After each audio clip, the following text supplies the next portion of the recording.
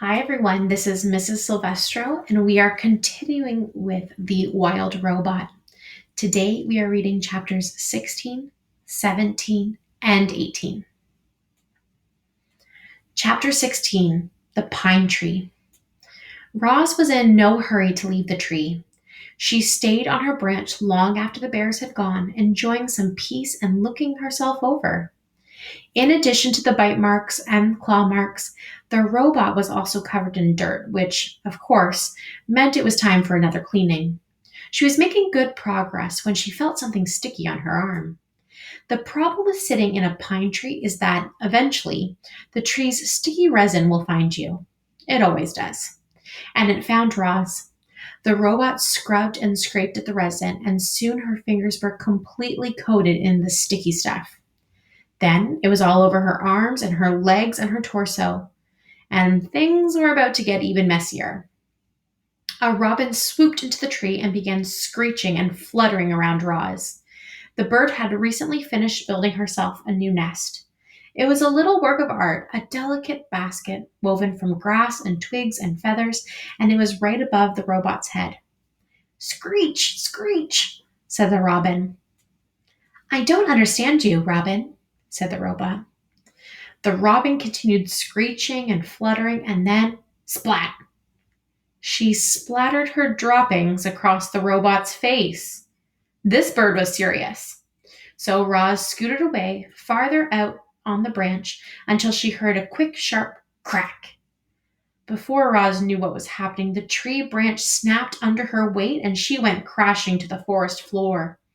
She hit the ground hard and lay there as broken branches and pine cones and needles showered down on top of her.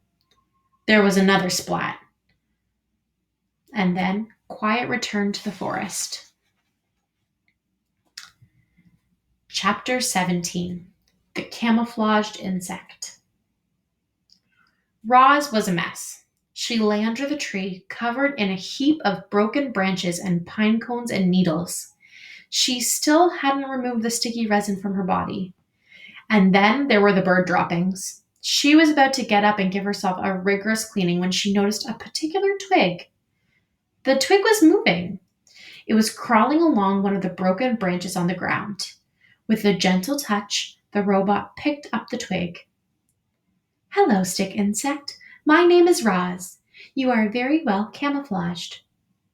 The stick insect's body was long and thin. He had the same shape and colors and markings as a real-life twig. But if you looked closely, you just might see two tiny eyes and two spindly antennae. The insect didn't make a sound, and he sat perfectly still as the robot. The two of them sat still and silently stared at each other for a while. Thank you, stick insect, said Roz, as she placed him back where she found him. You have taught me an important lesson. I can see how camouflage helps you survive. Perhaps it could help me survive also. Chapter 18, The Camouflaged Robot. As you know, reader, Roz had always liked to keep herself as clean as possible, but her desire to stay alive was stronger than her desire to stay clean, and our robot decided it was time she got dirty. Roz was going to camouflage herself. She got the idea from the stick insect, but Roz quickly realized that camouflaging herself as a twig was out of the question. No, the robot would have to blend into the landscape itself. She began by smearing handfuls of thick mud over her entire body. Then she plucked ferns and grasses from the ground and sank their roots into her new muddy coating. She placed colorful flowers around her face to disguise her glowing eyes, and any bare patches were covered with tree leaves and strips of moss. Our robot now looked like a green tuft of plants walking through the forest. She waited for darkness, and then she padded to the center of the clearing, nestled herself between some rocks, and became part of the landscape.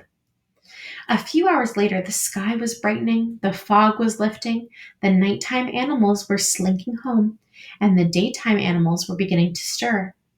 It was just an ordinary morning on the island. However, there was that new tuft of plants in that one forest clearing. Only the bees had noticed the tuft. They buzzed around it, completely unaware that the robot was hidden beneath. And so Roz sat there, right in the open, yet completely unseen, and observed the wilderness around her. She watched flowers slowly turn toward the sun. She listened to rodents crawl through the weeds. She smelled the moist, piney air. She felt worms wiggle against her muddy sides. A week later, the tuft of plants was gone, but there was a new clump of seaweed on the shore. A week after that, the clump of seaweed was gone, but there was a new bramble on the mountain. And then there was a new log on the riverbank. Then a new rock in the forest. Okay, folks, that's all for today. Thanks for reading with me, and I'll see you again soon.